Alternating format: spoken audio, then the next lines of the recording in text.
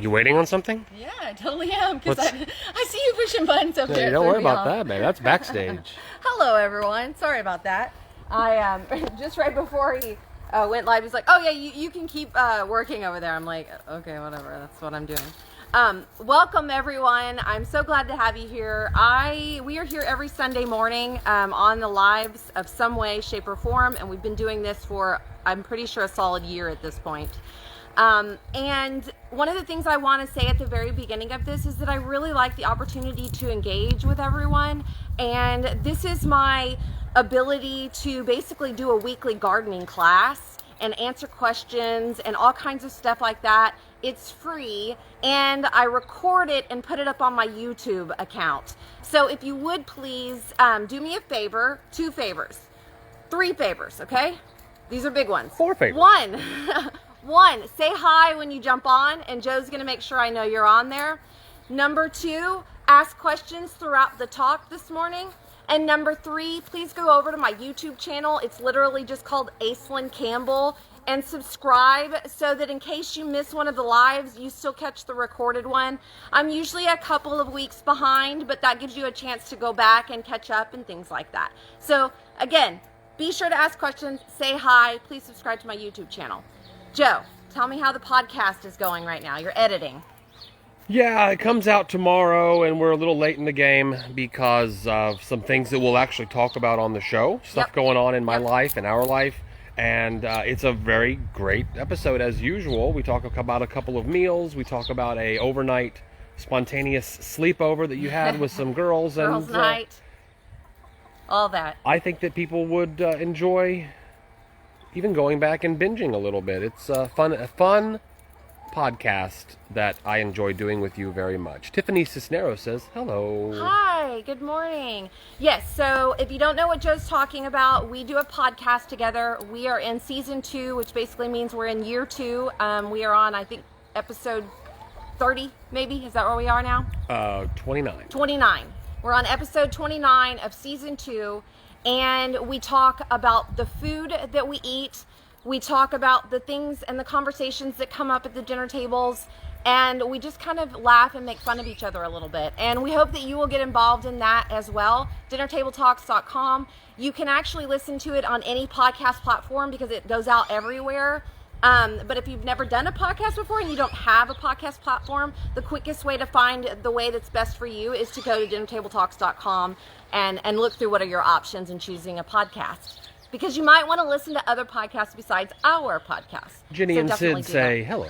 Hi, good morning. I'm so glad you guys are here. Welcome. Good. Okay, so a couple of things we're going to talk about today. One of the things we're going to talk about is beneficial insects and what I'm doing to integrate and bring beneficial insects into my garden and why.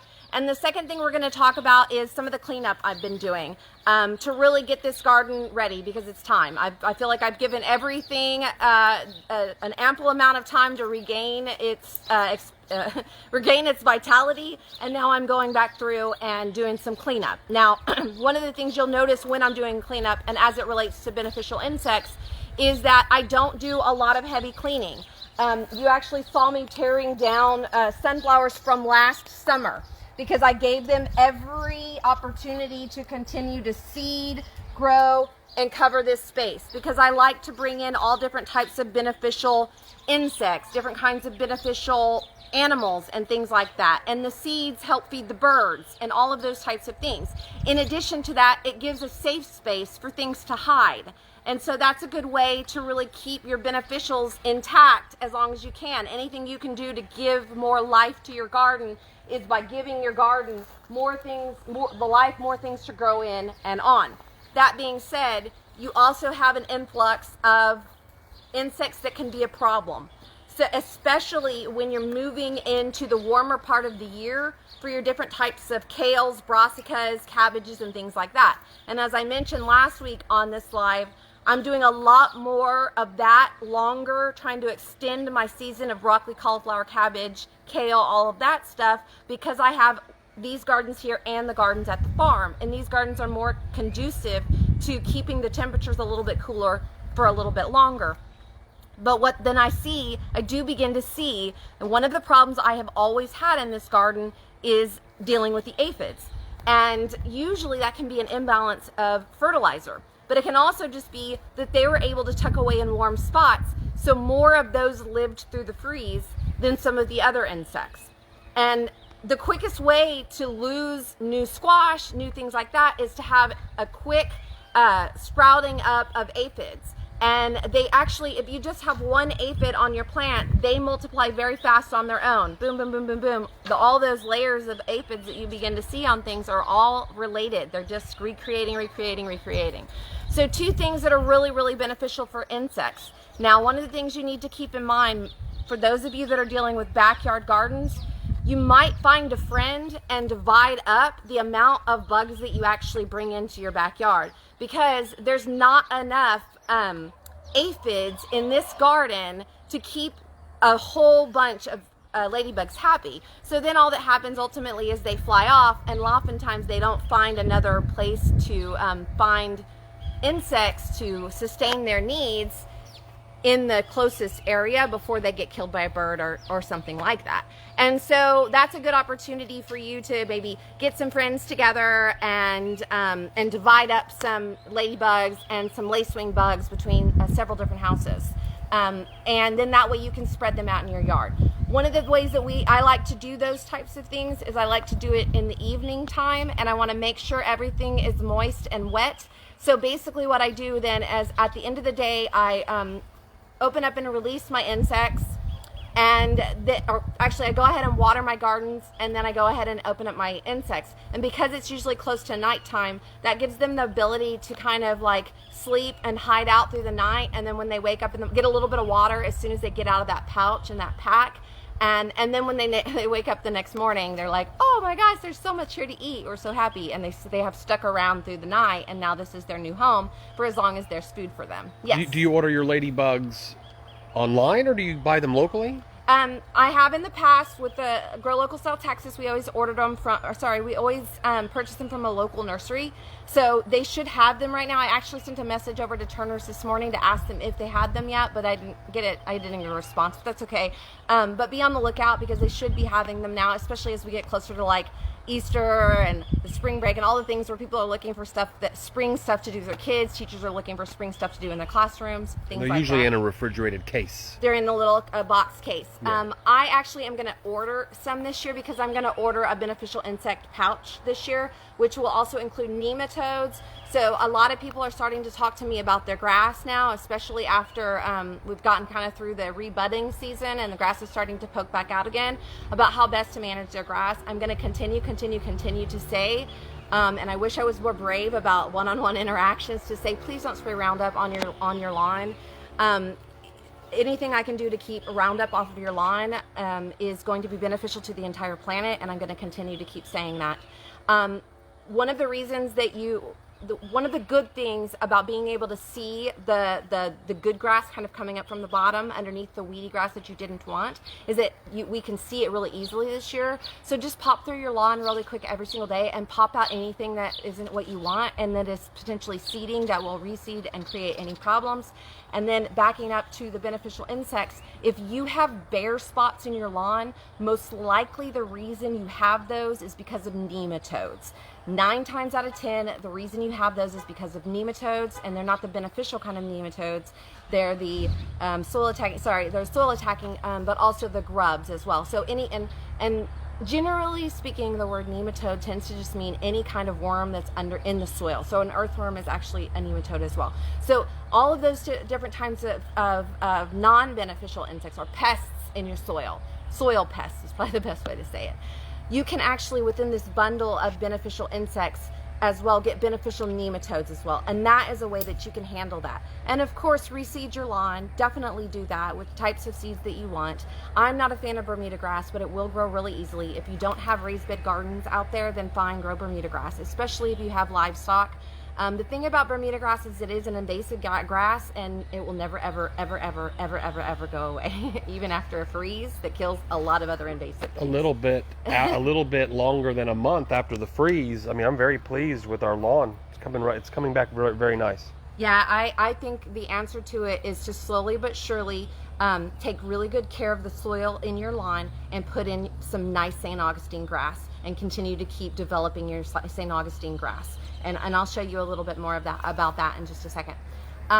The other beneficial insect that comes in that pack, in addition to that, is the praying mantis. And the praying mantis can be really helpful to manage some of the overload of caterpillars that we're potentially about to get.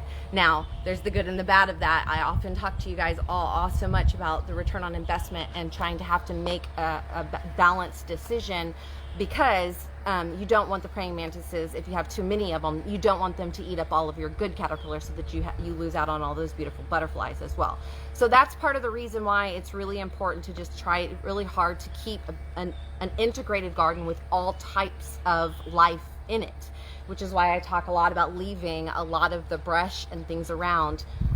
So as you look back at this garden, you're beginning to see some of the shifts that are happening. I actually haven't made it to this side to start cleaning, but I'm going to show you over in the other garden where I've begun to clean. But you can see that I leave a lot of spaces and a lot of things in this permaculture style garden that allows for different types of insects, different types of beneficial matter to be a part of your garden, wildlife to be a part of your garden. And if you create a more natural system with seeds of things, sunflower seed, all of that kind of stuff available naturally to eat, then they're less likely to eat your things that you don't want them to eat. So let's walk over to the other garden. I did want to show you guys. Here is our St. Augustine that's coming back up. Mostly the reason it's not as... Before you walk past the little orange tree, how's it doing? It still has one stem that's green. So I'm just kind of chilling out on it. Like it still has that, like, because the thing about it is that if you can touch your stuff and it just breaks off really easily, then you know it's dead and you know it's done potentially regrowing. So you can kind of tell just by popping, and I can tell that this tree still needs some time, and it does still have some green on it. So I feel pretty good about that. And the green looks like it's above any kind of graft that it may have had. So that's one thing you might have to pay attention to as well. Like if your citrus trees are starting to come up, but they're coming up from the very bottom of the trunk, then really what happened is you're not getting the actual tree that you purchased. You're getting the stalk root that they use the graft root that they use to create the graft stalk that they used to graft the other tree on, because those are a lot of, and that's the reason why a lot of times in Corpus Christi area where we've tried and been taught to grow citrus for years and years and years, people will plant a citrus tree and then we have some sort of event, or the tree dies and the graft lives. So all over our area in the Bay Area here, we have lots of citrus trees, but none of them have any good fruit on them. And that's because basically what they did is that particular plant is a native to our area, resilient, strong root bed, and the root stayed alive, but the other part of the tree died. And that's just a little piece of citrus information. Okay, so let's come over here so I can show you a little bit about what I'm talking about. I did struggle in this garden last year with squash for several reasons. One of them was because the babies were already being eaten by things. So I planted this seed here in this hugelkultur bed. This is a brand new garden. It hasn't had anything else grown in it this year. So it doesn't have a lot it's not a strong garden because it's young. And all of the soil is young, and the material that's underneath it is younger and fresher. And so that, of course, means it's not as healthy. It's still young. It's still a baby. It still needs to mature. And so, therefore, a lot of the insects will cause problems for baby plants coming up. So you can see here, do you see how this is kind of curling around here? Then I can flip it over and I can see, I don't see any right now, but that's probably because I just came over here and cleaned it up. But you'll see like ants. Hey, you have to stop. You're not being a good dog right now. You're being distracting and chewing on my hands. You have to look over here for if you see any little like aphids or the little white flies or anything like that, and then you can kind of just knock them off. But the thing about it is that those beneficial insects that I spoke about, the lacewings and the lady beetles, will help out with that, because there's not enough going on here with a little bit of the young squash that I have and the brassicas and stuff like that I have, that a nice release of ladybugs couldn't fix pretty easily. In addition to that, you can also just go along the leaves of some of them and just knock the insects off as well. So I'm going to see if I can find some here. This is where you're likely to find them, like down. And oftentimes, if you see ants, this is something that I hear a lot in the summertime. I have okra, or I have black-eyed peas, or all the different things, and they'll say, but there's a lot of ants on them. Well, the reason there's ants on your plants is because there's aphids on your plants. And see, there's a little aphid right there. Now, if I just kill that guy, then that helps to take care of the problem, because otherwise that one's going to multiply really fast right there on that one leaf, and then one of them's the wind's going to blow, or the rain's going to push one of them over here, and now it starts to spread, and then it gets over here, and then it starts to spread, and then it gets over here. So this is part of that thing where I'm constantly saying, when you're a gardener, especially when you're talking about a kitchen garden, I'm not talking about necessarily farm fields, because I'm not going to go through all of my farm plants like this. But when you're talking about a kitchen garden or a backyard garden, and you're really just trying to keep it more beautiful, just go in it and do some really easy knockoffs. Do some stuff like that. You can also spray plants with water. Just spray them with a hard piece of water. I mean, a hard spray of water, and knock any insects off of it. The one thing you need to know about spraying them rather than squishing them with your fingers is that then they just go to another plant, potentially. It may take them a while to get there because they don't really move, but they will eventually get there on another plant. And so then you have to just kind of keep an eye out for, that kind of thing. And so the reason why it's super important to me right now is because I want to really try to extend my season on my broccoli. And if you look around at this garden, my broccoli, my cabbage, my cauliflower, all of that stuff is looking famous. It looks really, really healthy right now. Look at this kale over here and how big and beautiful and healthy that particular plant is.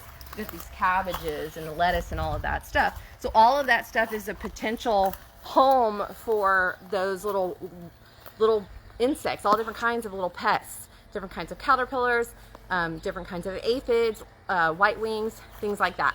Now, on a larger scale, like out at my farm, what I will do right now is I'm kind of trying to decide which order I want to do this in, and this will be a little bit of an experiment that I can talk out with you guys. But I think I want to do a spinosad broad spray. And I don't generally do a spinosad broad spray because what that does is it kills all the beneficials. Okay, so what I'm thinking I may do, because a lot of the beneficials are already knocked back right now, is do maybe a week's worth of really good spinosad broad spray, and making sure that I hit the ant piles, all those ant piles really well, and then also just going ahead and hitting all the leaves of everything, and then letting that knock the pests back a little bit.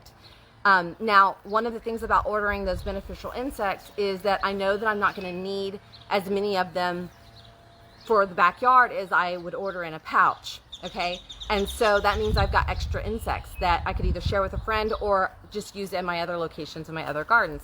And so what I probably will do in order to test this out and see which one I like the best is that in one of my gardens at the farm, I will put my all of my beneficial insects there. Now, I know they're not going to just stay there, but at least that'll give them the start to get the food that they need to kick off, and that'll help me look at what happens in that garden. And then in the other garden, I'll spray the spinosad and do a really, really good broad spray of the spinosad and see what happens and kind of compare the two of those. But if you're going to do any kind of broad spray, and when I say broad spray as opposed to like using granules or using something that specifically goes right to that one plant that's dealing with something, now is a really good time to do that, because you are having that, and I've talked to you many, many times over the weeks of these lives about that like time clock that happens with your growth of life, basically.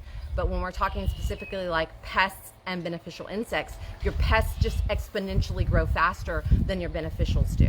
And that's because there's got to be enough food for the beneficials to eat in order for them to reproduce and make more life. As opposed to the pests, which eat your plants, so there's plenty of food. They've got all kinds of young baby fresh good stuff to eat. So they're multiplying faster.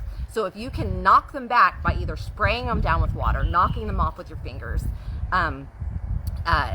doing something to increase the health of the young plants that you're putting into your garden, maybe spray a spinosad, use your beneficial insects. Right now is a really good time to do that because because the freeze gave you a place to start at and to go forward now as we move through the rest of this year and then start over again with our fall gardens. Tiffany's curious more about spinosad. It's not a poison like Roundup?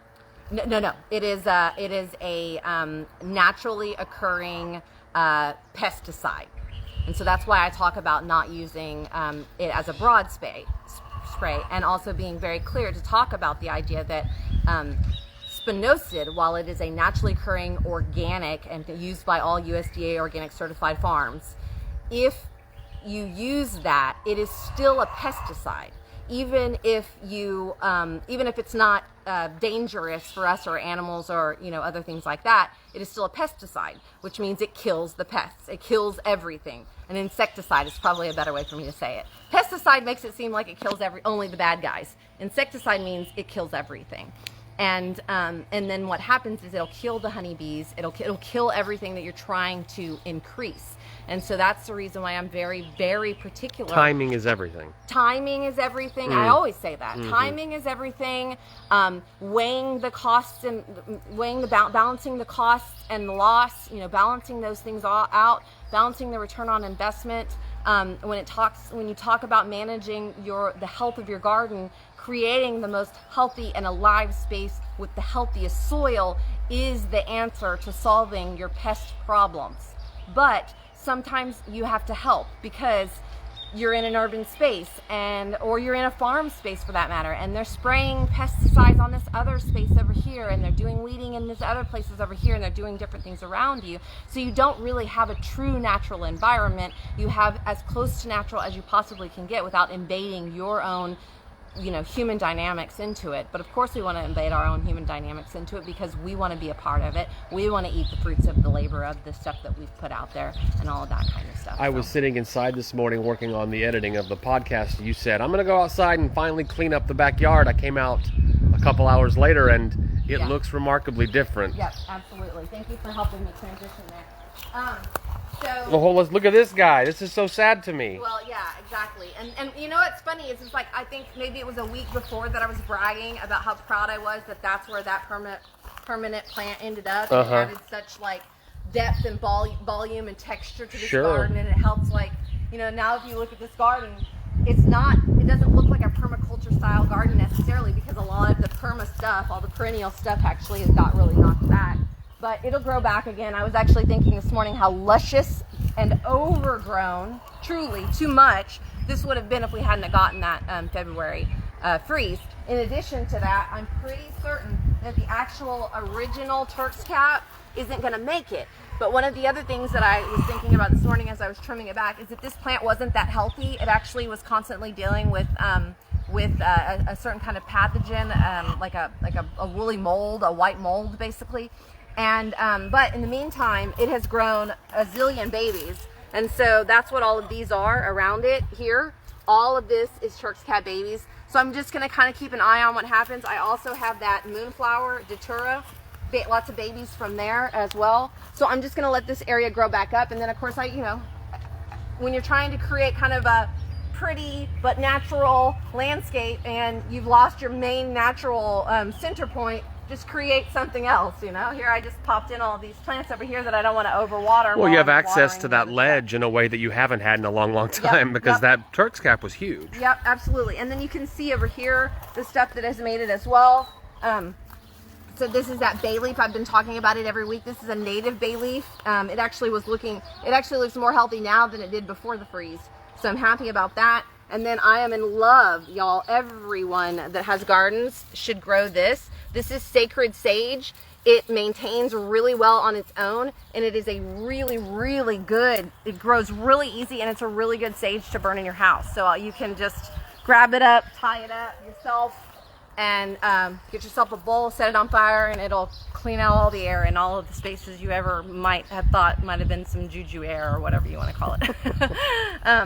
Okay. We don't tolerate juju air in our home. I don't even know what that was.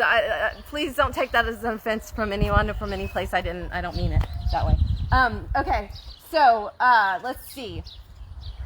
I wanted to just make sure I showed you guys around so that you could see some of the cleaning up stuff that I am doing and the growth that's happening. You can see those indigo spires. I didn't plant those this year. Those reseeded, grew. You saw them last week, and they are just taking off like crazy. My chamomile is doing famously now. I'm so proud of this chamomile. This is from now on, every winter I will grow this plant in hopes that I have exactly this beauty and grow more of it. Now that I know what it is, and I know that this amount backyard garden style isn't enough for really production in terms of like having extra tea or really having an abundance of tea for my family. So that means I'll want to grow more of those plants, but now I have a better idea of what makes them the most happy.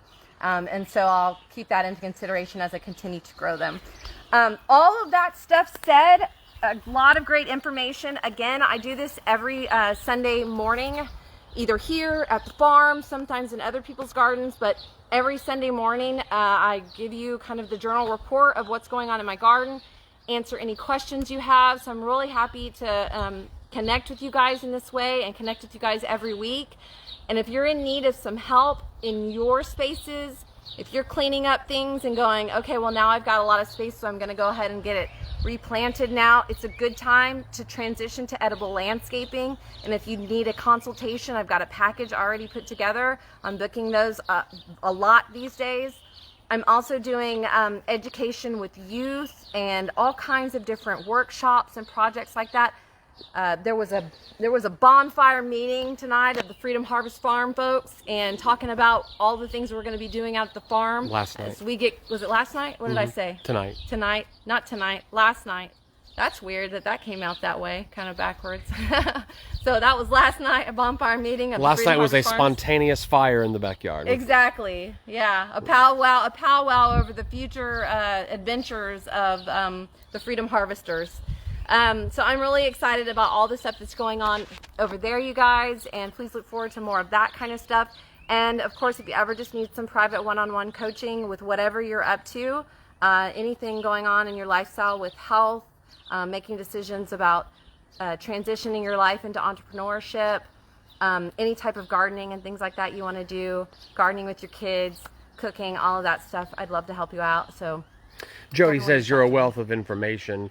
Tiffany says, I love these Sunday morning videos. Thank you so much. But Jenny asks, you mentioned the citrus trees dying back and growing back from the graft. Yes. Now, if that happens, do you just cut the tree down? It depends on what you want. I mean, the thing about it is that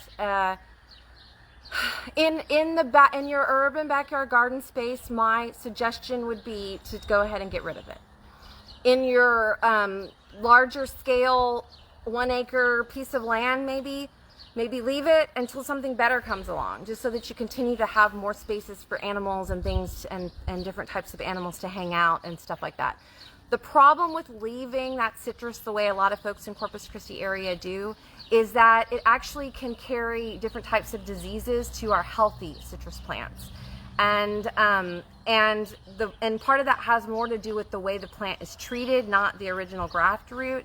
It's the way the fruit is treated, and the fruit is often just left to spoil, even on the plant, and this kind of creates potential problems even in your own backyard, even with other types of rodents and things like that. And so if you're going to manage it and you're in a large enough space that you might need it, then keep it for as long as you can manage it, and then get rid of it when you don't need it anymore. The compliments for this is a very affirming thread of comments this morning. Sid says, this is my church every week. And Joanne, maybe you leave it here. Thanks for the great information. Perfect timing. So excited to get started again. Thankful for new beginnings. Yes, me too. So much. Thank you so much. I love you guys. Have a beautiful, beautiful week. If you need anything from me, just reach out to me. Follow me on Instagram. I do lots of fun stories over there. And please subscribe to my YouTube channel, because those are all kinds of things that can really help me be a little bit more successful in the public information that I give out.